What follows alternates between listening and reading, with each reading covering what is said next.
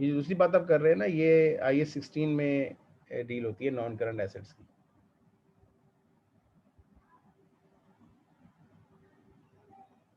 और इन्वेंट्री की डेफिनेशन हमने लास्ट क्लास में देखी थी कि inventories are goods held for sale in the ordinary course of business. ठीक है जी।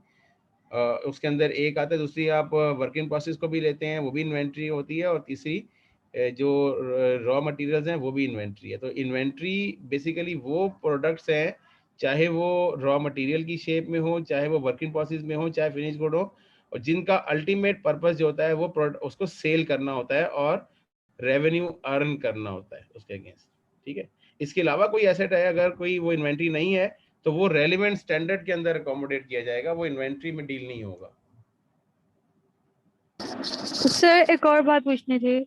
जी बेटा। सर जो हमारे पास हमने कल 3 टर्म पढ़ी थी कि जो हम कॉस्ट से एक्सक्लूड करते हैं, सर मैंने पूछना था एबनॉर्मल लॉस और ये सेलिंग एडमिन एक्सपेंस और जो फिनिश गुड स्टोरेज एक्सपेंस था, ये हम कॉस्ट में ऐड ही नहीं करते हैं कि कॉस्ट में से माइनस कर देते हैं बाद में जो टोटल कॉस्ट हमारी निकल आती है? नहीं बेटा, जो इन्वेंट्री की कॉस्ट है ना, ये उसका पार्ट नहीं बनता।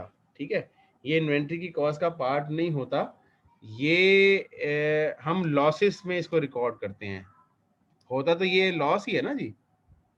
ठीक है, होता तो ये लॉस ही है। ये हम जो बाकी जो स्टोरेज एक्सपेंसेस हैं, या जो इसके अलावा एबनॉर्मल लॉस वगैरह है, और इसके अलावा सेलिंग एंड एडमिन ओवरहेड्स हैं, ये फिर हम क्या करते हैं, इनको हम रिपोर्ट करते हैं एक्सपेंसेस की हेड में, यानी पीरियड कॉस्ट ट्रीट करते हैं as a period cost.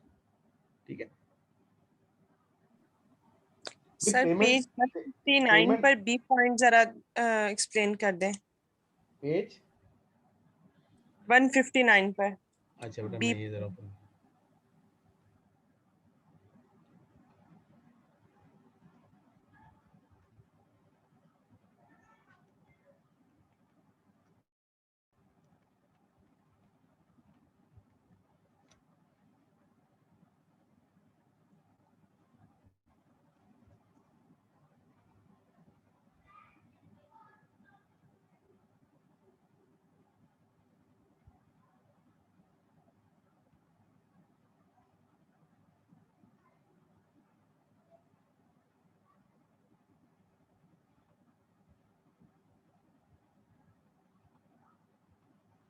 Sir ये बायोलॉजिकल एसेट की टर्म को भी थोड़ा सा एक्सप्लेन करते हैं। बायोलॉजिकल एसेट्स को अगर मैं एक सेंटेंस में डिफाइन करूं ना बेटा, तो biological asset is living animals और प्लांट। लिविंग एनिमल और plant is equal to biological asset. जो जिंदा जानवर और जिंदा पौधे दरख्त वगैरह है, ये बायोलॉजिकल एसेट के अंदर आते हैं। सर फिर ये इन्वेंट्री के स्कोप में क्यों लिखा हुआ है? बेटा पहले मैं पॉइंट तो खोल लूँ ना, वो पॉइंट पेज नंबर कौन सा है? 159। अच्छा, आप दूसरा सवाल पूछ रही हैं कोई इन्वेंट्री के स्कोप में? सर वो जो आपके वाले नोट्स है ना, उसमें इन्वेंट्री के स्कोप में ना थर्ड पॉइंट जो था वो बायोलॉजिकल एसेट्स का था। मेरे नोट्स आपने वो भी साथ में रेफर करना शुरू कर दी। अच्छा नहीं, वो अभी ना रेफर करें। उसमें बेटा ये है, उसमें जो बायोलॉजिकल एसेट्स है ना, वो इन्वेंट्री नहीं है, वो IAS 41 के तहत डील होते हैं। ठीक है, वो इसीलिए मैंने उसमें से निकाले हैं, और कुछ चीज़ें, क्योंकि ये वाले जो नोट्स है ना, ये आपके ऑफिशियल, अब आपने ये सिलेबस है आपका। ठीक है, और पेपर जो आपकी ICMA की तरफ से रिकमेंडेड है, इसी को हमने देखना है। नोट्स जो मेरे होंगे, इंशाल्लाह मैं कुछ चीज़ें उसमें से भी ज़रूर बताऊंगा जो रेलेवेंट होंगी। ठीक है, तो अभी फिलहाल आप मेरे वाले नोट्स जो मैंने बनाए हुए हैं, अगर इसके पास पहले से हैं, तो फिलहाल वो उसको ना रेफर करे, वो कंफ्यूज हो जाएगा, डबल माइंडेड हो जाएगा। ठीक है वो स्टूडेंट, क्योंकि मैं चीज़ें वही सारी पढ़ाऊंगा जो मेरे नोट्स में है, कंटेंट सारे वही होंगे, लेकिन जो हमने जो लेके चला ना किताब को, वो ये वाली किताब लेके चलनी है। ठीक है, अभी शुरू के स्टैंडर्ड्स में मैं इसीलिए इसको रेफर करूँ ताकि आप आदी हो जाए इस चीज़ के, तो बाकी चीज़ें सारी मैं ज़रूर वो एक्सप्लेन करूँगा रेलिवेंट जगह पे जाके। ठीक है, तो अभी फिलहाल किसी के पास अगर वो नोट्स मेरे वाले हैं, तो फिलहाल उसको वो ना इग्नोर करें। देखें ना, मैंने अभी कुछ चीज़ें मैं इंक्लूड करूँगा जैसे जैसे टाइम आगे जाएगा तो आप मैं खुद ही उन चीज़ों को मैं शेयर कर लूँगा आप लोगों से। अच्छा, उसमें बेसिकली आप ज़रा पढ़ें वो कितने पॉइंट्स लिखे हैं मैंने, ज़रा चलो आपने जो ज़िक्र तो कर ही दिया है, उसमें पॉइंट ज़रा पॉइंट नंबर 1 पढ़ें बेटा, स्कोप के अंदर क्या लिखा हुआ है। जी बेटा, स्कोप में मैंने बताया था कि Yes, sir. जी पहला पॉइंट क्या है बेटा? Work in process under the long-term contract एक IFRS मिनट 15 है। एक minute, work in process under long term contracts IFRS 15, ठीक है जी। दूसरा Financial instruments, share or bond IFRS 9। Okay बेटा, फाइनेंशियल इंस्ट्रूमेंट्स, इसको शेयर्स एंड बॉन्ड्स भी कहते हैं, ये IFRS 9 जी बेटा। तीसरा point Biological assets IAS 41। Biological assets, जिसको मैंने कहा था लिविंग एनिमल्स एंड प्लांट्स, ये IS 41 जी बेटा। और सर तीन बस यही है। 3 पॉइंट थे। अच्छा बेटा, ये जो 3 है ना चीजें, ये जो 3 है ये स्कोप से एक्सक्लूडेड है, यानी following are not dealt with, यानी following are excluded from IS2। ये IS2 से एक्सक्लूडेड है ये वाले आइटम्स। क्यों एक्सक्लूडेड है? होते ये भी इन्वेंट्री हैं या होते ये भी इन्वेंट्री से रिलेटेड हैं, लेकिन स्पेसिफिकली इनके लिए अलग से स्टैंडर्ड बना दिए गए हैं, लिहाजा वो वहां पे डील होंगे। जैसे work in process under long term contract, अगर कोई लॉन्ग टर्म आप कॉन्ट्रैक्ट कर रहे हैं, यानी एक बिल्डिंग आप बना रहे हैं किसी दूसरे पर्सन के लिए, और वो बिल्डिंग 1 साल से ज्यादा अरसे में तैयार होगी, तो है तो वो इन्वेंट्री ना आपके लिए, लेकिन अल्टीमेटली वो फिर आप IFRS 15 में जाके डील करेंगे, वो IS2 में डील नहीं होगी। फाइनेंशियल इंस्ट्रूमेंट्स यानी नॉर्मली जो बैंक्स हैं या कंपनीज है, जो बैंक्स होते हैं ना, ये भी अपनी डिफरेंट प्रोडक्ट सेल कर रहे होते हैं, शेयर्स की ट्रेडिंग कर रहे होते हैं, या कोई ब्रोकर है, ब्रोकर के पास तो ब्रोकर के पास इन्वेंट्री शेयर्स ही है ना, वो इन्वेंट्री शेयर्स की परचेज करता है, शेयर्स को ही सेल करता है। वो बॉन्ड्स को परचेज करेगा, बॉन्ड्स को ही सेल करेगा। अगर कोई ऐसा इदारा है जो बॉन्ड्स को सेल करता है, बॉन्ड्स ही परचेज करता है, या शेयर्स की ट्रेडिंग में इन्वॉल्व है, तो वो उसके लिए इन्वेंट्री तो है, लेकिन वो IS2 में डील नहीं होगा, वो IFRS 9 में डील होगा। इसके अलावा अगर कोई ऐसा इदारा है जो लिविंग एनिमल्स और प्लांट्स में डील करते हैं, ठीक है, जैसे पोल्ट्री फार्म वगैरह हो गए, या दूसरे जो आपके लिविंग एनिमल में जो डील कर रहे होते हैं, जो जिंदा जानवरों की ट्रेडिंग है या जिंदा प्लांट्स की ट्रेडिंग है, वो IS 41 के तहत डील होगी, उसमें IS2 की डीलिंग नहीं होगी। लेकिन अगर आप इसी प्लांट को लकड़ी की शक्ल दे देते हैं, या इसी एनिमल को अगर आप गोश्त की शक्ल दे देते हैं, तो फिर वो IS2 में आ जाएगी। इसकी मिसाल ऐसे है कि अगर कोई पर्सन, कोई कंपनी ऐसी है जो लिविंग एनिमल्स को ट्रेड करती है, जैसे फॉर एग्जांपल को परिंदों की ट्रेडिंग करते हैं, तो परिंदों की जो ट्रेडिंग है वो IS 41 में डील होगी। लेकिन अगर कोई शख्स उसी जानवर को ज़िबा करके और उसके गोश्त की ट्रेडिंग कर रहा है, या गोश्त की डिफरेंट प्रोडक्ट्स की ट्रेडिंग कर रहा है, तो फिर वो IS2 के अंदर कवर हो जाएगी। ठीक है, तो ये चीजें एक्सक्लूड की गई हैं IS2 के तहत। ठीक है, ये चीजें मैंने आगे डिस्कस करनी थी, लेकिन चलो बेटी ने सवाल किया तो कोई बात नहीं, मैं इसको अभी एक्सप्लेन कर देता हूँ। तो मैं लास्ट जो न्यूली ज्वाइन स्टूडेंट्स हैं, मैं उनको बता दूं कि कुछ बच्चों के पास मेरे नोट्स भी होंगे, तो जो मेरी क्लासेस होंगी इसमें ये तमाम नोट्स डिस्कस हो जाएंगे, तो डोंट वरी। मैं ये चीज़ें यहाँ पे लिख के किसी ना किसी अंदाज से, वो नोट्स मेरे पास सामने खुले होते हैं जब आपको मैं क्लास पढ़ा रहा होता हूँ ना, वो नोट्स मेरे पास सामने होते हैं, तो उसी से एक्सरसाइजेज भी हमने उनकी सॉल्व करनी है।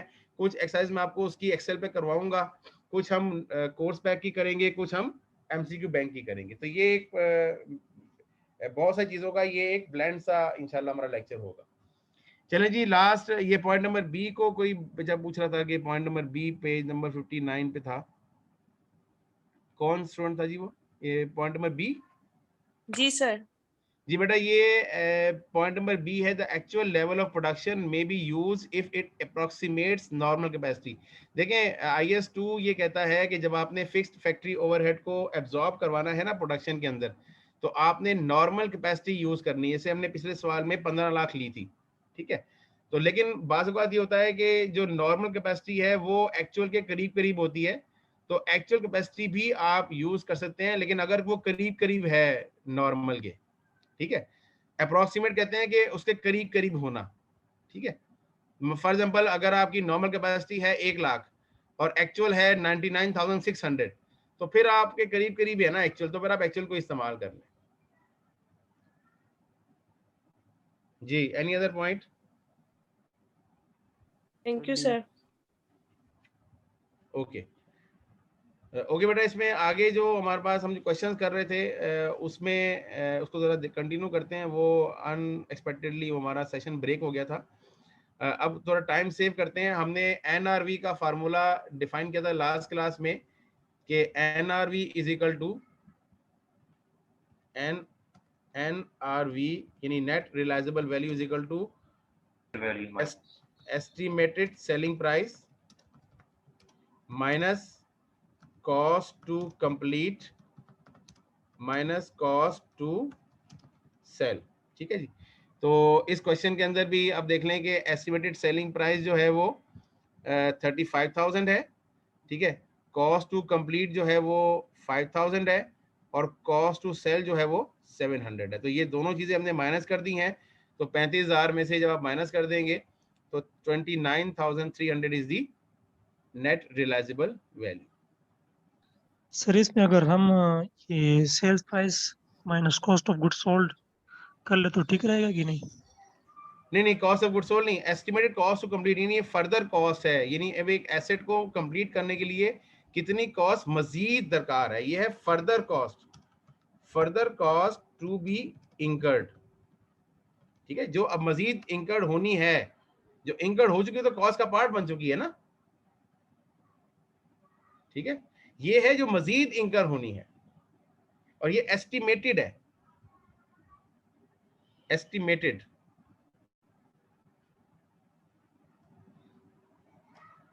ठीक है जी।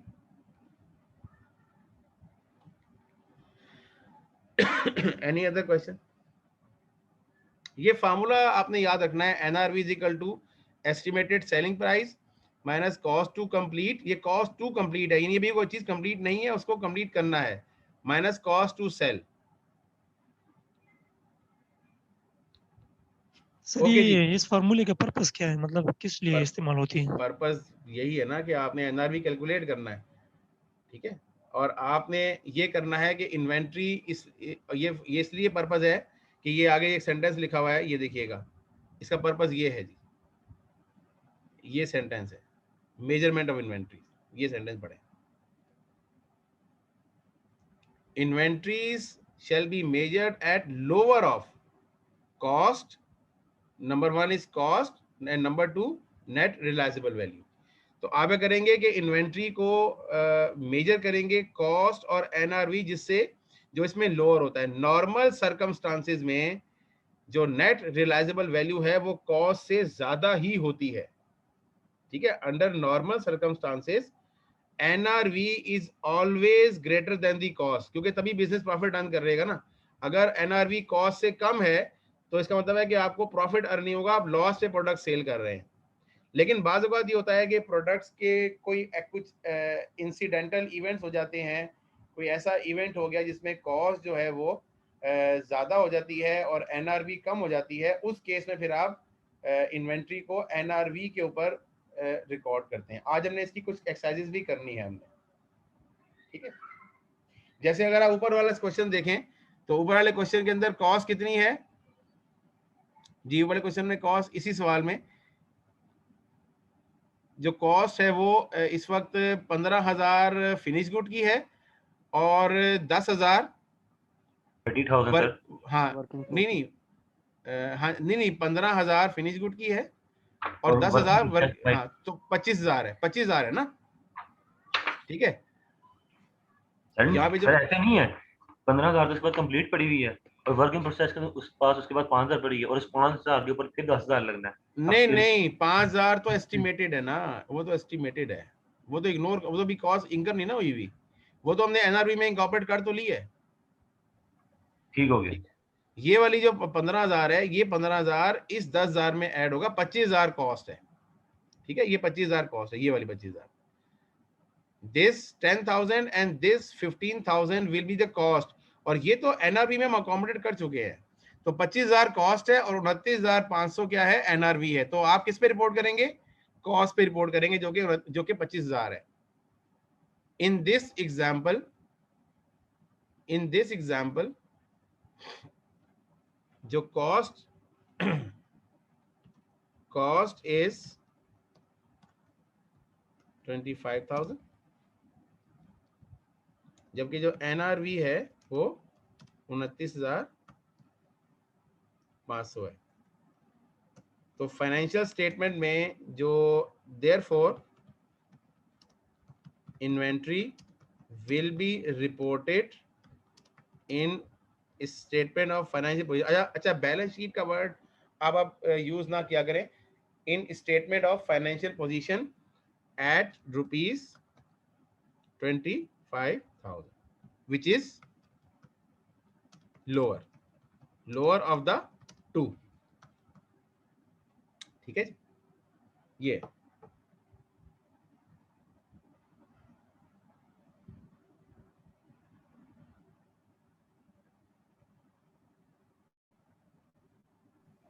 ओके जी। इसके बाद 30,000 बननी थी कॉस्ट। नहीं, वो कुछ हमसे गलती हो गई थी ना, वो तो हमने सही कर लिया। हमने कॉस्ट टू कंप्लीट इग्नोर कर दी थी, कॉस्ट टू कंप्लीट हमने इग्नोर कर दी थी ना। ओके ओके, वो असल में जिस वक्त हम क्वेश्चन एक्सप्लेन कर रहे थे ना, अनएक्सपेक्टेडली वो लेक्चर ब्रेक हो गया। मैंने बाद में उसी वक्त सही करवाना था। ठीक है, वो तो हम कैलकुलेशन जिस तरह सवाल था उस तरह से कर रहे थे ना, मैंने वहीं पे उसको लेकिन वो बहरहाल वो कुछ सिचुएशन ऐसी बन गई कि फौरन ही आपका सेशन दूसरा स्टार्ट हो गया। तो बहरहाल ऐसा हो जाता है ऑनलाइन के अंदर।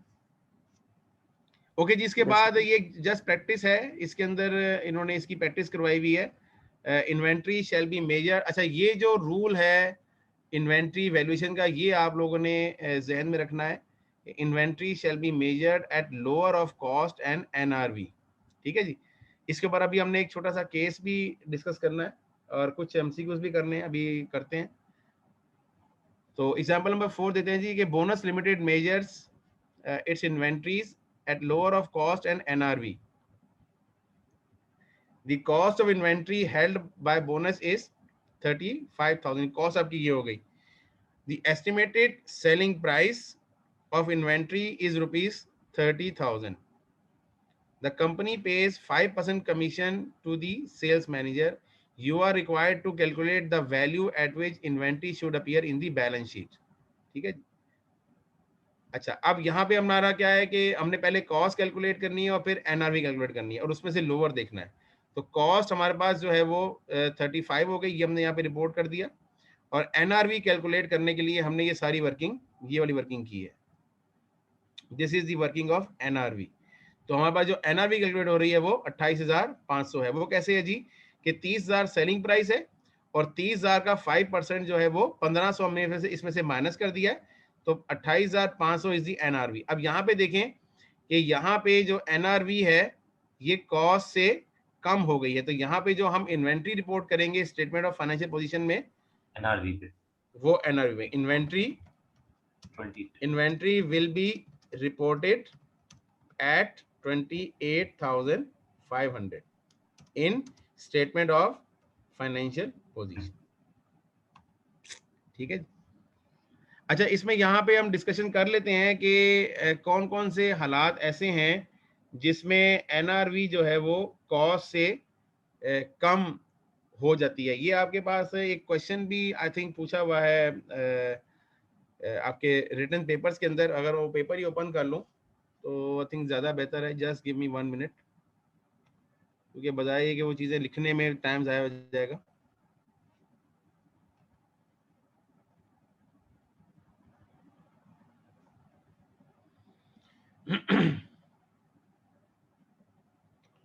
जी, ये है 2019 स्प्रिंग।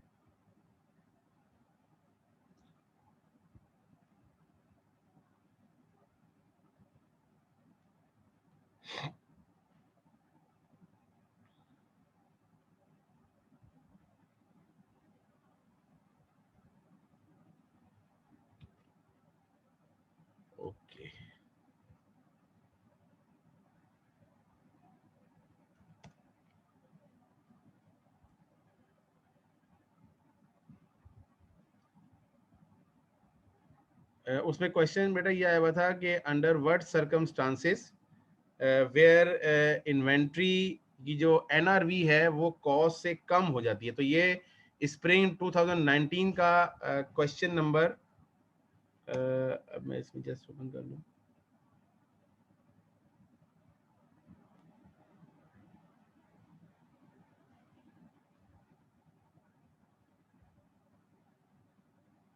यस, ये बेटा स्प्रिंग 2019 क्वेश्चन नंबर 5 का बी है। ठीक है, ये मैं आपको स्क्रीन शेयर करता हूँ अभी। ये आपके पास पास पेपर्स का एनालिसिस मैंने आपके सामने शेयर किया हुआ था, वो आप अपने पास भी रखा करें। ये बल्कि इस क्वेश्चन, ये जो एमसीक्यू बैंक है ना, ये उसके शुरू में लगा हुआ है। तो जस्ट गिव मी, यस जी, ये है जी कि the situation in which net realisable value is likely to be less in the cost is where there has been. ठीक है, ये पॉसिबल सिचुएशंस हैं, ये सारी कंप्लीट लिस्ट नहीं है, लेकिन बहरहाल ये कुछ रीजंस हो सकते हैं कि आपकी जो एनआरवी है वो कॉस्ट से कम है। मैंने आपसे शुरू में क्या बताया था कि नॉर्मल कंडीशंस में NRV is greater than the cost, बल्कि यहाँ पे शुरू में लिखे हैं आपने पास, under normal efficient operating conditions NRV is always, yeah, is always greater than, या always का वर्ड वैसे ना लिखें, is usually greater than the cost। ठीक है, लेकिन कुछ हालात में क्या होता है कि जो NRV है वो कॉस्ट से कम हो जाती है, फिर हमें इन्वेंट्री को रिड्यूस करके NRV के ऊपर लेके आना पड़ता है। चले वो एग्जांपल्स कौन सी हैं जी? द इंक्रीज इन कॉस्ट और फॉल इन सेलिंग प्राइस। ठीक है जी, नॉर्मली जो सेलिंग प्राइस है उसमें कमी हो जाती है मार्केट में। अब आप प्रोडक्ट, वो उसकी डिमांड उतनी नहीं रही है, तो वो जैसे अभी थोड़ी देर में क्वेश्चन देखा था हमने कि उसकी सेलिंग प्राइस 30,000 है, जो उसकी कॉस्ट है वो 35 है। ठीक है, तो मार्केट में कोई भी हालात हैं, डिमांड नहीं है, कोई और सिचुएशन है, लॉकडाउन हो गया है, प्रोडक्ट सेल नहीं हो रही है, तो आप क्या करते हैं, उसको उसकी सेलिंग प्राइस कम कर देते हैं। तो इस केस में क्या होता है, कॉस्ट से बाज़ औक़ात वो चीज़ें कम में बिक रही होती हैं। दूसरा है जी फिजिकल डिटोरिएशन ऑफ इन्वेंट्रीज, यानी फिजिकल डैमेज हो गया, प्रोडक्ट लॉस हो गई हैं, तो भी आपकी एनआरवी कम होती है। Obsolescence of the product expire हो गई हैं। नॉर्मली क्या होता है कि जो नियर टू एक्सपायरी प्रोडक्ट्स होती हैं उनके ऊपर सेल लग जाती है।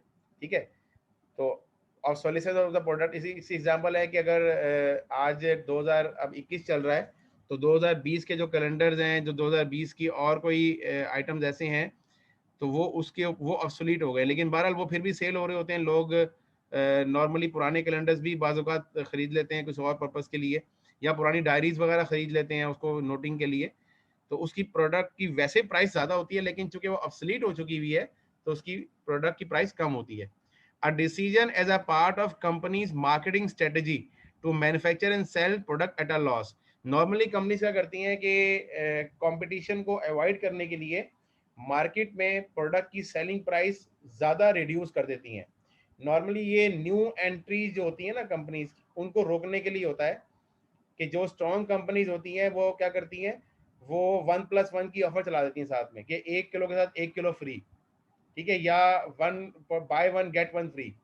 तो उस केस में क्या होता है कि कंपनीज की जो मार्केट में जो प्राइस है वो उसकी कॉस्ट से कम हो जाती है। ठीक है, उसके बाद एरर इन प्रोडक्शन और परचेजिंग, कोई एरर हो गया, आपने गलती से उसकी कॉस्ट गलत रिकॉर्ड की हुई थी, बाद में पता लगा, और आपने उसको कैलकुलेट उसकी सेलिंग प्राइस पे कर दिया। आप इंशाल्लाह ये मैनेजमेंट अकाउंटिंग में पढ़ेंगे कि how to calculate a price of a product. तो वहाँ पे एक कॉन्सेप्ट है कॉस्ट प्लस प्राइसिंग। ठीक है, तो जो कॉस्ट कैलकुलेट होती है उसके ऊपर एक प्रॉफिट मार्जिन आप रख के प्राइस कैलकुलेट कर लेते हैं। अब हुआ ये कि आपने जो कॉस्ट कैलकुलेट की थी वही गलत थी, या वो अंडरस्टेटेड थी, तो आपकी प्राइस भी फिर अंडरस्टेट हो जाएगी, और नॉर्मली कॉस्ट से फिर वो कम ही होती है। ठीक है, तो ये वो कुछ हम जी तो यहाँ पे हम सिर्फ error in production and purchasing को एज अ एंट्री रिकॉर्डिंग के तौर पर देख रहे हैं, नॉट इन फिजिकली इनके प्रोडक्शन में कोई पार्ट हाँ डाल जी, दिया हाँ जी, हाँ जी, हाँ यहाँ जी, हाँ जी, ऐसी ऐसी ऐसी ऐसी भाई देखिए ना, ऐसे ही। आपने रॉ मटेरियल परचेज किया था 100 रुपीज पर केजी, ठीक है, गलती से वो 80 रुपीज पर केजी रिकॉर्ड हो गया, ठीक है, तो एक्चुअली तो आपने ज्यादा बाद में जब आपको पता लगा और आपने 80 रुपीज के ऊपर ही प्राइसिंग कर ली, लेकिन एक्चुअली प्राइसिंग 100 होनी चाहिए थी ना, 80 नहीं होनी चाहिए थी। ठीक है सर, मैं इसको दूसरी तरफ से देखा था कि शायद इसकी प्रोडक्शन में कोई एरर फॉल्ट आता है, उसके ऊपर री उसकी प्रोडक्शन की, उसके ऊपर एक्स्ट्रा एफर्ट लगाई। वो तो फिजिकल डिटोरेशन है ना, वो तो फिजिकल डिटोरेशन है। सर डेटोरेशन के अंदर ये नहीं कि इसके अंदर चीजें यानी कि इवेपोरेट हो रही हैं, कुछ ऐसी मात्रा में इन्वेंटरीज होती हैं जो नहीं, डिटोरेशन के अंदर लॉस डैमेज भी वगैरह, आता है, नॉर्मल लॉस फिजिकल वगैरह। नहीं फिजिकल डैमेज भी आता है इसके अंदर, ठीक है, फिजिकल डैमेज हो गया, इलेक्ट्रॉनिक्स की गुड्स हैं वो डैमेज हो जाती हैं बाज़ औक़ात, ठीक है, तो वो उस डिटोरेशन के अंदर टूट फूट नॉर्मली आती हैं। सर इसके नॉर्मल लॉस और एबनॉर्मल लॉस में नहीं लेंगे इन दोनों को? नहीं, नॉर्मल लॉस और एबनॉर्मल लॉस जो होता है वो प्रोडक्शन के दरमियान होता है, प्रोडक्शन इन्वेंटरी में भी तो हो सकता है ना नॉर्मल लॉस। हाँ, तो अगर नॉर्मल होगा तो वो तो मैंने आपको क्लास में बताया था ना कि ये नॉर्मल बताया था लॉस तो हम बिल्कुल। इग्नोर करते हैं, नॉर्मल जी लॉस तो प्रोडक्ट कॉस्ट होती है, ठीक है। जी ऐसे ही है। अगर और आप मुझे बताएं, एक प्रोडक्ट है वो शेल्फ में लगी हुई थी, ठीक है, और शेल्फ में लगी नीचे गिर के टूट गई है, तो अब वो नॉर्मल लॉस है या नॉर्मल लॉस है? एबनॉर्मल लॉस है। वो तो नॉर्मल है, ठीक है। सही है, एक्सेप्टेड तो नहीं था ना हमसे, एक्सीडेंटली गिरी है ना। नहीं, फिर भी एबनॉर्मल तो है ना, आप उसको सर केयर नॉर्मल तो ये करते होता है हैं। ना कि हमने एक्सपेक्ट किया होता है कि ये यानी कि अगर हमने कोई एक्सीडेंटल तो है, लेकिन अब एक प्रोडक्ट है, वो अगर लॉस उसको चार्ज कर देंगे तो वो एक अनएक्सपेक्टेड इवेंट है ना, ठीक है। आपने ये कभी एक्सपेक्ट किया था कि आप गिर के चीज तोड़ेंगे? कभी नहीं एक्सपेक्ट सर। नहीं करते। हाँ, आप उसके लिए हैंडलिंग के लिए प्रॉपर मैकेनिज्म बनाए हैं, उसके लिए शेल्फ ऐसे बनाए कि प्रोडक्ट नीचे ना गिरे, ठीक है, वो तो आपने। और एक चीज और है, नॉर्मल लॉस, मैंने लास्ट क्लास में बताया था, चूंकि मैनेजमेंट अकाउंटिंग की टर्म्स यहाँ पे यूज हो रही हैं, normal loss is expected, loss ठीक है, लेकिन यहाँ पे है अनकंट्रोलेबल, अनकंट्रोलेबल भी कहते हैं इसको, ठीक है, बस जबकि abnormal loss is unexpected but controllable. आप उसके लिए मेजर्स ऐसे लें कि आपकी प्रोडक्ट डैमेज ना हो, अपने शेल्फ के अंदर हैंडलिंग प्रॉपर करें, लोगों को ट्रेन करें, ठीक है, इंश्योरेंस करवाएं। आप इंश्योरेंस भी करवा सकते हैं ना, आपने इंश्योरेंस क्यों नहीं करवाई हुई इन्वेंट्री की? भाई अगर आपकी प्रोडक्ट है वो फिजिकली डैमेज होती है तो आपको ये डर है, तो आप इंश्योरेंस करवाएं इन्वेंट्री की, ठीक है, जैसे नॉर्मली कंपनीज की इंश्योरेंस करवाती हैं प्रोडक्ट्स की, ठीक है। इन्वेंट्री की उसको कहते हैं हाइपोथिकेशन, ठीक है, ये एक लीगल टर्म है। हाइपोथिकेशन ऑफ स्टॉक का मतलब ये होता है कि नॉर्मली इतने लेवल की इन्वेंट्री का हम इंश्योरेंस करवाते हैं, ठीक है, कि हमारे पास इतनी गुड्स हमेशा पड़ी होती हैं तो उसका इंश्योरेंस करवा लेते हैं। खुदा ना खासा डैमेज होती है, कोई फायर लग गया, कोई वैसे डैमेज हो गया, तो वो फिर इंश्योरेंस कंपनी से क्लेम किया जाता है। तो चूंकि वो एबनॉर्मल लॉस एक्सपेक्टेड था तो आपने उसको कंट्रोल करना था, वो कंट्रोल क्यों नहीं किया? वो भी आपकी मैनेजमेंट की इनएफिशिएंसी कंसिडर की जाती है, इसलिए उसको लॉस रिकॉर्ड करते हैं। जी ओके जी, अब आप यहाँ पे तकरीबन स्टैंडर्ड की डिस्कशन कंप्लीट हो गई। जी जी सर, अगर एनआरवी थोड़ी और कॉस्ट हमारी ज़्यादा हो और हम अपने फाइनेंशियल जो स्टेटमेंट होती है उसमें एनआरवी पे रिपोर्ट कर देते हैं इन्वेंट्री, तो जो उन दोनों का आपस में डिफरेंस होता है वो वैल्यू भी फाइनेंशियल स्टेटमेंट में रिपोर्ट की जाती है। वो तो लॉस है ना, उसको लॉस रिकॉर्ड करते हैं ना। अब मिसाल के तौर पे मैं आपको केस बनाता हूँ, फॉर एग्जांपल आपकी जो कॉस्ट है, मैं ये बड़ा अच्छा सवाल बच्चे ने किया है, वेरी गुड। आपकी जो कॉस्ट है वो ₹10,000 है, ठीक है, और आपने जो इसकी एनआरवी कैलकुलेट की है वो ₹8,000 रिकॉर्ड की है, ठीक है। अच्छा, अब आपके पास अगर आप टी अकाउंट में जाएं, अगर आप टी अकाउंट देखें तो इन्वेंट्री का जो टी अकाउंट है उसमें इस वक्त जो वैल्यू रिपोर्टेड है वो रिपोर्टेड है 10,000, क्योंकि कॉस्ट पे रिपोर्टेड है ना जी, ठीक है। अब आप क्या करेंगे, इस एनआरवी पे रिपोर्ट करना है आपने क्या करना है, आपने रिपोर्ट किस पे करना है बेटा? 8,000 पे करना है ना रिपोर्ट, ठीक है। अच्छा 8,000, आप एक एंट्री पास करेंगे, आप इन्वेंट्री पास करेंगे, इन्वेंट्री या लॉस ऑफ इन्वेंट्री डेबिट,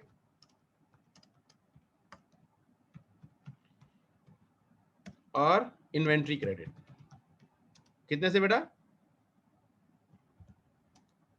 2000 से, ठीक है, 2000। जब ये 2000 से रिपोर्ट कर देंगे तो ये क्रॉस हो जाएगा 2000, तो ऑटोमेटिकली इस अकाउंट का जो बैलेंस है वो इक्वल टू एनआरवी आ जाएगा। और ये जो 2000 है ये लॉस रिपोर्ट हो जाएगा फाइनेंशियल स्टेटमेंट में, एज ए प्रॉफिट लॉस में लॉस रिपोर्ट हो जाएगा, ठीक है। अच्छा, एक और चीज मैंने यहाँ पे, अब चूंकि ये जरूरी बात 8000 क्रेडिट पे नहीं आएगा जी आगे फॉरवर्ड टी में फॉरवर्ड किया 8000, ठीक है सर, वो तो मैंने, अब बुक कीपिंग तो नहीं ना कर रहे हम, तो ठीक है सर, रिपोर्टिंग ठीक कर, हाँ। वो तो पहले बैलेंसिंग करेंगे, 8000 यहाँ पे आएगा, फिर कैरी फॉरवर्ड आएगा, वो तो बचपन में करते थे ना, अब हम बड़े हो गए हैं। जी सर, ठीक है जी जी, ओके। मैं आपको ये बता रहा था कि अब चूंकि हम फाइनेंशियल रिपोर्टिंग पढ़ रहे हैं, तो फाइनेंशियल रिपोर्टिंग के अंदर अगर हम क्या करेंगे, जो नॉर्मल हमने इनकम स्टेटमेंट में या प्रॉफिट लॉस में कोई चीज चार्ज करनी होगी, तो हम उस अकाउंट का नाम यूज नहीं करेंगे, हम normally profit and loss P&L का वर्ड यूज करेंगे, ठीक है। यानी अब ये जो एंट्री होगी, ये एंट्री मैंने अकाउंट यूज किया है लॉस ऑफ इन्वेंट्री डेबिट और इन्वेंट्री क्रेडिट, तो मैं यहाँ यूज करूंगा P&L डेबिट और इन्वेंट्री क्रेडिट, ठीक है। P&L डेबिट का मतलब ये है कि कोई ना कोई लॉस की बात हो रही है, ठीक है। अगर मैं किसी क्रेडिट की एंट्री की बात करूंगा, यानी कोई रेवेन्यू रिकॉर्ड करूंगा, तो मैं एंट्री पास करूंगा आइटम डेबिट और P&L क्रेडिट, ठीक है। तो मैं स्पेसिफिक अकाउंट की बात नहीं करूंगा, वो स्पेसिफिक अकाउंट आप खुद बना लीजिएगा, ठीक है। जैसे यहाँ पे क्या है, P&L में ब्रैकेट में लिख लें loss of inventory, loss of inventory, ये डेबिट है और इन्वेंट्री क्रेडिट। अब यहाँ पे एक और रिजर्वेशन है, वो ये है कि ये एंट्री उस वक्त पास होगी, या पे नोट लिख लें, this entry will only be made under परपीचुअल inventory system, under परपीचुअल inventory system. Periodic inventory system में कौन सी एंट्री पास की जाएगी जनाब? ये अगर पीरियोडिक इन्वेंट्री सिस्टम होगा तो ये वाली एंट्री क्या होगी, लॉस की एंट्री जनाब?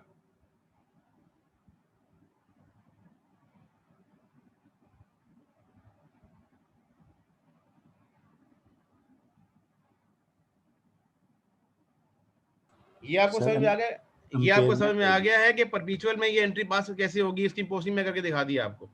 लेकिन अगर company periodic inventory system use कर रही है तो ये वाली एंट्री क्या होगी? जी यासीन साहब। सर इम्पेयरमेंट होगी, इम्पेयरमेंट को चार्ज होगी। नहीं, नहीं? और कोई?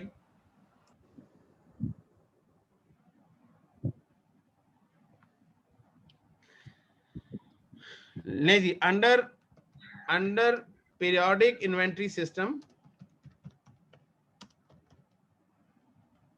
नो एंट्री, कोई एंट्री नहीं होगी। क्यों एंट्री नहीं होगी जी? कि हम क्या करेंगे, हम क्लोजिंग इन्वेंट्री को वैल्यू करेंगे, जितनी इसकी वैल्यू बनती है वो ऑटोमेटिकली एक्सपेंस में खुद ब खुद अकाउंट फॉर हो जाएगा। जो अब हम ओपनिंग इन्वेंट्री ऐड परचेजेस करेंगे ना, तो ऑटोमेटिकली जब एंडिंग इन्वेंट्री की वैल्यू हमने कंप्यूट करनी है 8000 बस, ठीक है, वो 8000 हम माइनस करेंगे, बाकी जो एक्सपेंस है वो ऑटोमेटिकली रिकॉर्ड हो जाएगा, ठीक है। तो पीरियोडिक इन्वेंट्री सिस्टम में कोई एंट्री नहीं होगी जी इसकी, ठीक है। लेकिन अगर हम पीरियोडिक इन्वेंट्री में एंट्री करना चाहें तो फिर हम उसको क्या करना पड़ेगा, हमें पहले हमें बुक्स को परपीचुअल करना पड़ेगा। अभी थोड़ा सा बुक कीपिंग लेवल पे हम चले जाएंगे, FFA लेवल पे, जहां पे हमने पीरियोडिक को परपीचुअल में पहले कन्वर्ट करते हैं, फिर आप एंट्री पास करते हैं। लेकिन बहरहाल वो चीज आप छोड़ दें, कंफ्यूजन में अगर आपको कंफ्यूजन हो रही है तो आप ये चीज भी, ये वाला पॉइंट भी खत्म कर दें। चले, ये भी मैंने खत्म कर दिया। आप सिंपल ये एंट्री याद रखें कि कॉस्ट दी हुई है 10,000, NRV दी हुई है 8,000, 2000 से आपने लॉस रिकॉर्ड करना है। आप क्या करेंगे, प्रॉफिट लॉस को डेबिट करेंगे और इन्वेंट्री को क्रेडिट कर देंगे, बस इतना याद रख लें आप, काफी आपके।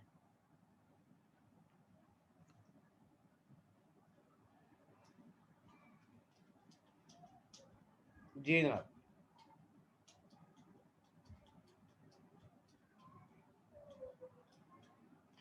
ओके जी, अब हम एमसीक्यू की तरफ चलते हैं। एमसीक्यू नंबर 70 से हम स्टार्ट करेंगे, क्योंकि लास्ट टाइम हमने शुरू करना था, वो हम शुरू नहीं कर सके थे। तो एमसीक्यू नंबर 70 जी, यहाँ से इन्वेंट्री के कोई 4-5 एमसीक्यूज हैं, वो देखते हैं जी। तो पहला एमसीक्यू है IS2 inventory specified expenses that should be included in the year and inventory values. Which three of the expenses below are allowable by IS2 as expenses that should be included in the cost of finished good inventory? जी जनाब, इसमें है marketing and selling overhead, ये नहीं होता, ये exclude no होगा, sir ठीक जी। है। Variable production overhead will be included, yes, yes क्योंकि प्रोडक्शन ओवरहेड है। जनरल मैनेजमेंट ओवरहेड ये इंक्लूड नहीं होगा। Factory management overhead allocated to production, yes, Include this the will be the, yes, yes sir this is the part of good inventory cost of delivering raw material to the factory, yes, department. Yes. this is the part. Abnormal increase in overhead charges caused by usually low production level due to exceptionally hot weather will No. not be included. Abnormal loss है। Period. तो answer क्या है जी? B, D and E, B, D and E।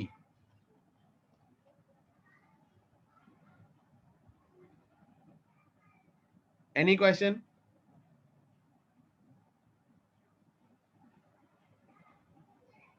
Okay जी, next 71, ये जरा interesting 71 है, थोड़ा सा न्यूमेरिकल कैलकुलेशन है, देखिएगा। N company has the following two items of inventory on hand at its reporting date. Item number 1 है और आइटम नंबर 2 है।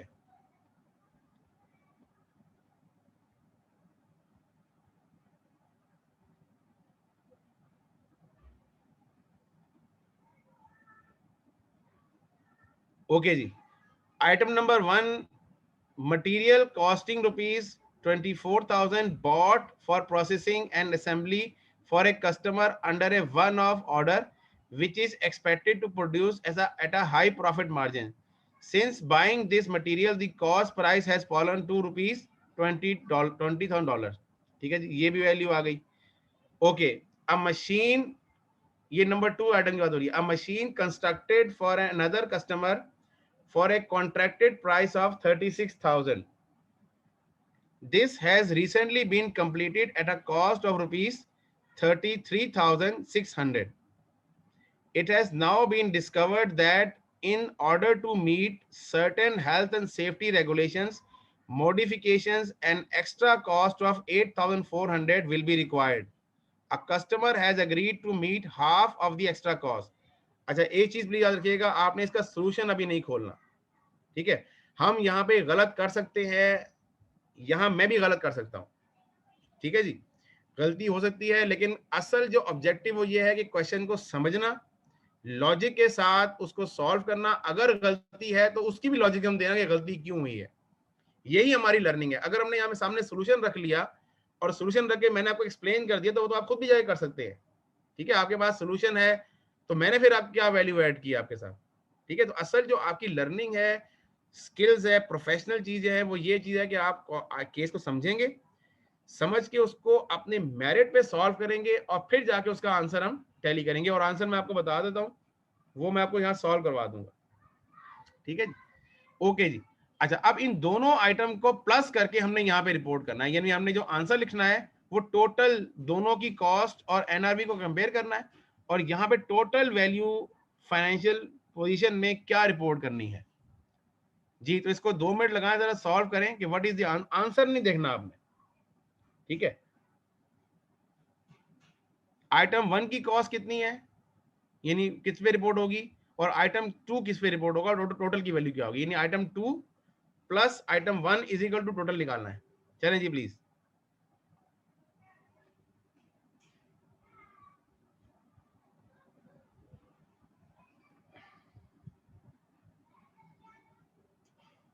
चलें, टाइम को थोड़ा सेव करते हैं क्योंकि अब रमजान भी है।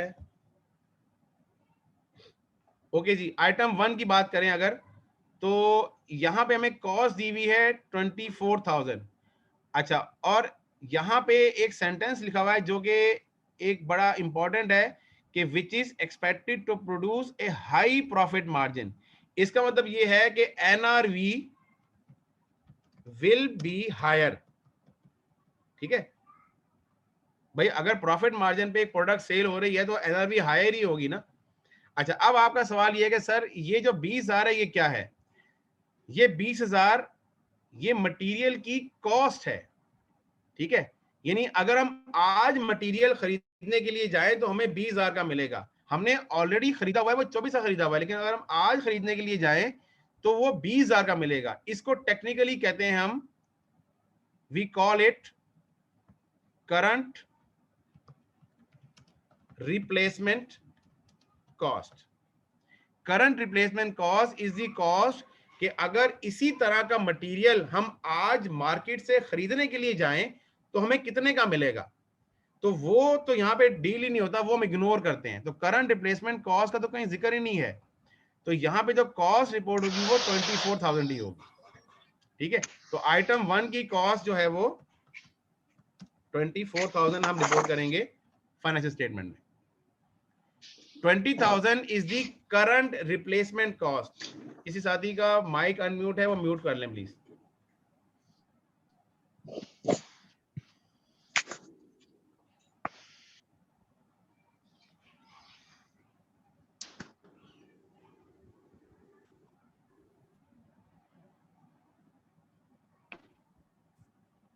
अब नाम भी आपने नहीं लिखा हुआ बेटा। ओके, आइटम नंबर 2 में आपको बताया गया है कि एक मशीन जो है वो उसकी जो प्राइस है वो 36,000 है और उसकी कॉस्ट जो है वो 33,600 है। तो यहाँ पे हम एक ग्रिड बनाएंगे छोटा सा कि जो इसकी कॉस्ट है वो लिखेंगे हम एक तरफ, दैट इज 33,600, ये कॉस्ट हो गई। ठीक है, और इसकी जो एनआरवी है वो हम लिख देंगे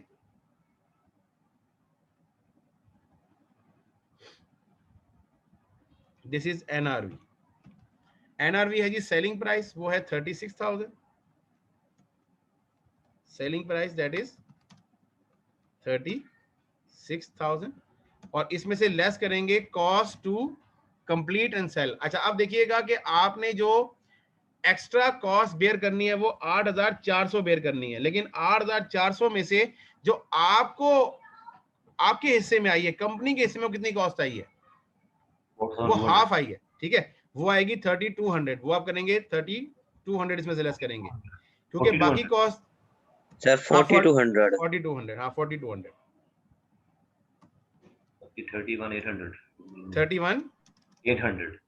31,800 इज द एनआरवी। ठीक है जी, तो which is lower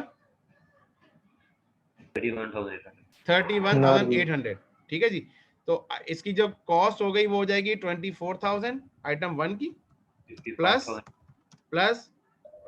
31,800 is equal to जी कितना आएगा बेटा 55,800। yes, 55,800 is the total value of inventory that should be reported in statement of financial position.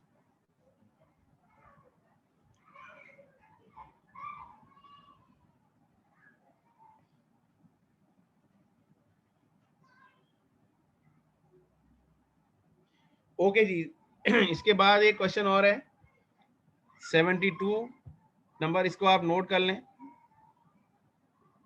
उम्मीद है आपने कर लिया होगा नोट, ऑल आर प्रोफेशनल्स।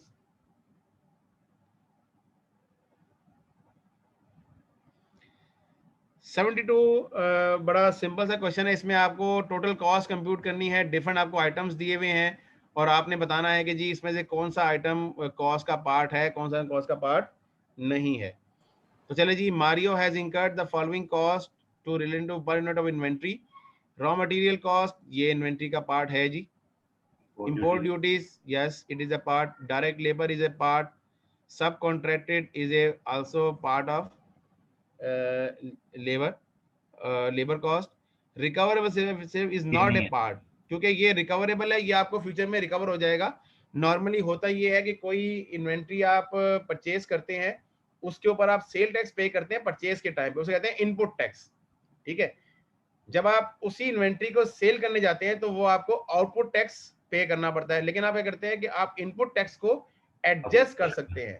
ठीक है, तो in that case input output adjustment के अंदर अगर ये इनपुट टैक्स कहलाएगा, क्योंकि आपने इनपुट टैक्स पे किया है ना, और आउटपुट के टाइम पे ये टैक्स आपको एडजस्ट कर दिया जाएगा। तो इन दैट केस ये वाला जो टैक्स है, ये चूंकि आपकी कॉस्ट नहीं है, लिहाजा ये इन्वेंट्री का पार्ट भी नहीं बनेगा।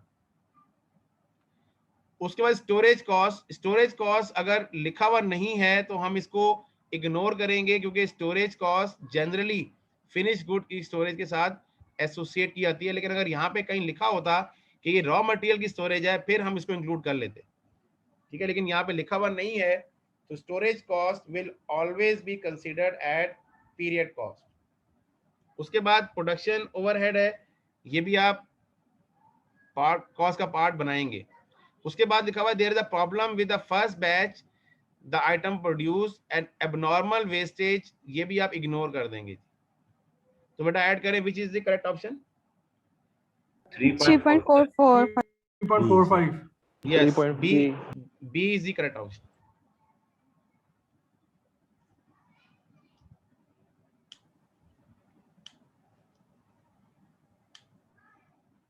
Any question? ओके जी, नेक्स्ट। अच्छा, ये आप लोगों के लिए चैलेंज है, यानी मैं चैलेंज इसलिए नहीं कहता कि बाज़ आप लोग समझते हैं शायद बहुत मुश्किल सवाल है, लेकिन वेरी सिंपल क्वेश्चन। सिर्फ अगर आपको रीडिंग आती है ना सवाल को पढ़ने की, और इस सवाल को एग्जामिनेशन इन्वायरमेंट में सॉल्व करें और एक्सपेक्ट करेंगे इसी लेवल के क्वेश्चन एग्जाम में होंगे। ठीक है, तो आपने अपने आप को इस चीज के लिए तैयार करना है, क्योंकि एग्जामिनर ने आपको अल्फाज से घुमाना है। एक अल्फाज, एक लफ्ज मैं अगर इस सवाल में चेंज कर दूं ना, तो इस सवाल का आंसर तब्दील हो जाएगा सिर्फ एक लफ्ज चेंज करने से। ठीक है जी, लेकिन वो लफ्ज क्या है वो आपने इस पूरे में ढूंढना है, और ये आंसर नहीं देखना आपने। उसके बगैर आप मुझे ये क्विकली सॉल्व करके दिखाएं what is the answer of this question. Of का ऑन कर देंगे, सवाल चेंज हो जाएगा जी सही है। ग्रॉस प्रॉफिट मार्जिन ऑफ की जगह ऑन कर देंगे, चेंज हो जाएगा मेरे। चलें, आप इस वक्त एग्जामिनर की सीट पे ना बैठें, फिलहाल स्टूडेंट की सीट पे रहें। इसको सॉल्व करें प्लीज, इंशाल्लाह वही बनेंगे आप, you will be the examiner इंशाल्लाह।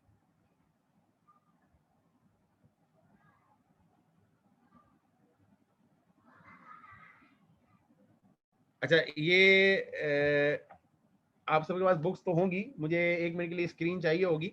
I will be removing the screen. किसी को स्क्रीन अगर चाहिए तो वो फिर इसका स्क्रीनशॉट ले ले। ठीक है,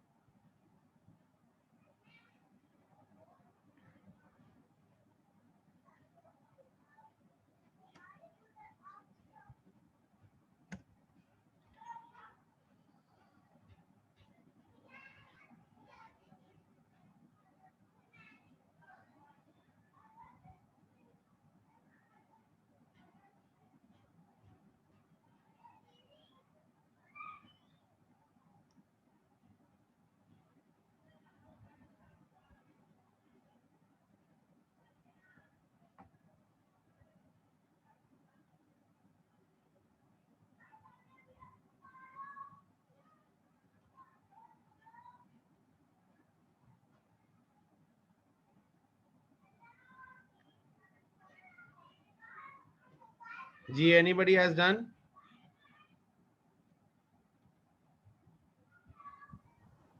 sir 9,70,000। Yeah. Sure? Yes sir. Without? Sir ये आंसर नहीं देखा, लेकिन ये भी हो सकता अच्छा, अगर आपने आंसर वैल्यू नहीं ऑफ देखा इन्वेंट्री। तो yes it is correct, very good. अगर आपने आंसर नहीं देखा तो इज करेक्ट। ठीक है, अब मैं आपको इसको सॉल्व करवा देता हूँ क्विकली। ठीक है,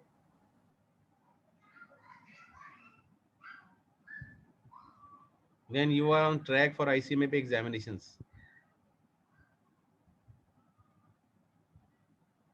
Okay जी, on September 30th R company closing inventory was counted and valued at a cost of ₹1 million. थोड़ा सा अगर मैं इसको छोटा करूंगा, और मुझे अगर ये थोड़ी सी स्पेस चाहिए होगी इसके लिए,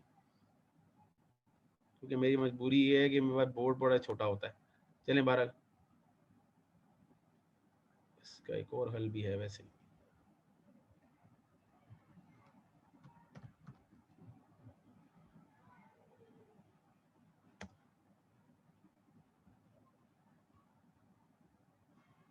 जी, on this September 30th our closing inventory was counted valued cost of 1 million। तो 1 मिलियन की इन्वेंट्री आपके पास थी, तो वो आपके पास टोटल आ गई, दिस इज 1 मिलियन। ठीक है, ओके।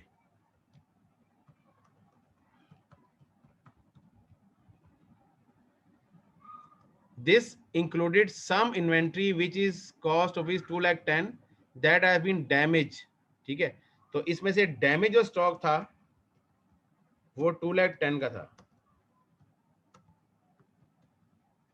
और जो गुड था वो कितना का होगा बेटा? वो 7,90,000 का हो गया। ओके, तो ये इसमें तो कोई इशू नहीं है, ये तो हमारी ओके है। ठीक है, ये तो हमारा एज गुड स्टॉक है। असल जो मसला है वो इस 210 का है। अच्छा, these are not expected to achieve their normal selling price which is calculated to achieve a gross profit margin of 30%। यहाँ पे ग्रॉस प्रॉफिट मार्कअप का वर्ड अगर चेंज कर देना, मार्कअप, या मैं मार्कअप कर दूं सिर्फ मार्जिन को, तो क्वेश्चन इंटायरली तब्दील हो जाएगा। यहाँ ग्रॉस प्रॉफिट मार्जिन लिखा हुआ है। चलने बारह, इसका मतलब ये है कि जो ये 210 है ये 30% ग्रॉस प्रॉफिट मार्जिन पे सेल होती थी। तो इसका मतलब इसकी सेलिंग प्राइस कितनी होगी?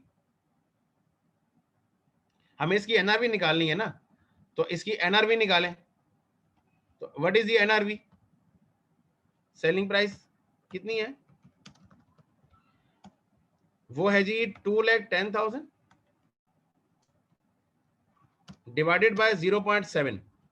इसलिए 0.7 से डिवाइड किया क्योंकि ये 30% ग्रॉस प्रॉफिट मार्जिन था, तो 0.7 इसकी कॉस्ट होगी। लेकिन अभी भी ये गुड्स 80% पे सेल होगी, तो इसको मल्टीप्लाई करेंगे 80% पे, यानी 0.8 से।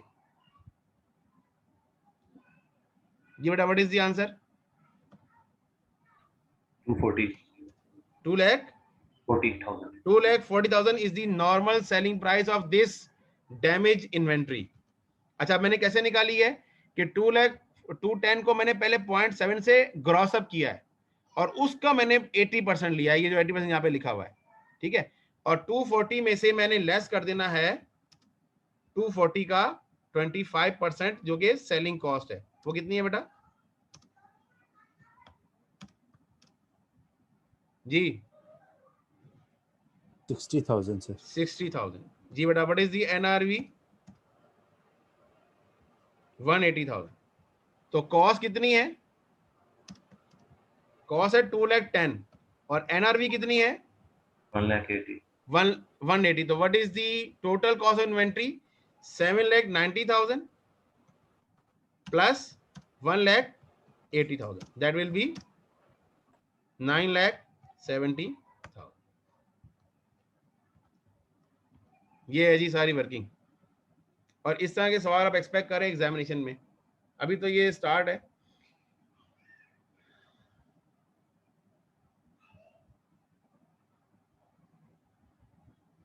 सर एक बार दोबारा रिपीट करता हूँ। जी एक्सक्यूज मी सर। जी जी सर अगर यहाँ पे हम ग्रॉस प्रॉफिट मार्कअप लिखते तो फिर हमने 0.7 की जगह 0.3 से करना सर भाई? नहीं, फिर आपने इसको इसका 100%, फिर तो आपको जरूरत ही नहीं थी ना।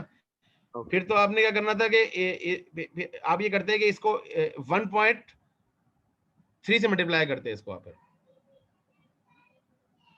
फिर आप इसको 1.3 से मल्टीप्लाई कर दे। ठीक है सर। ठीक है, लेकिन बहरहाल अभी ये मार्जिन है, तो मार्जिन मार्कअप को जरा थोड़ा सा रिवाइज कर लें, ये आपने पहले पढ़ा होगा। अच्छा, यहाँ पे चूंकि I have to leave the class, I have to go somewhere else, तो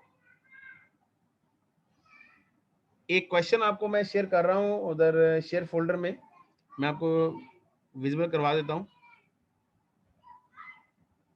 दिस इज द क्वेश्चन। ठीक है, इस क्वेश्चन को आपने सॉल्व करके लाना है। इसमें 4 इन्वेंटरीज दी हुई हैं और चारों के बारे में कोई डाटा दिया हुआ है, ठीक है।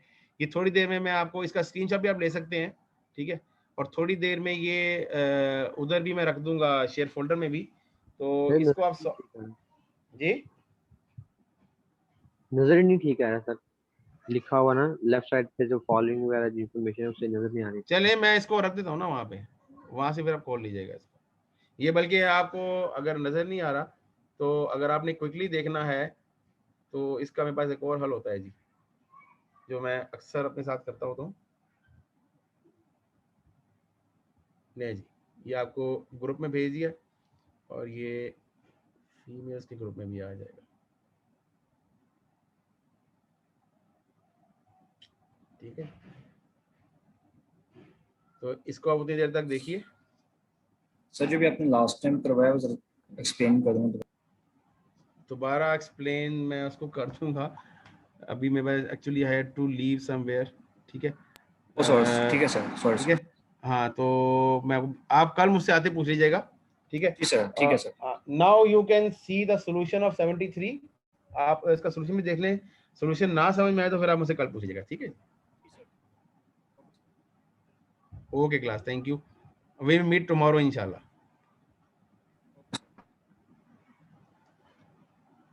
अटेंडेंस करवा लें अपनी।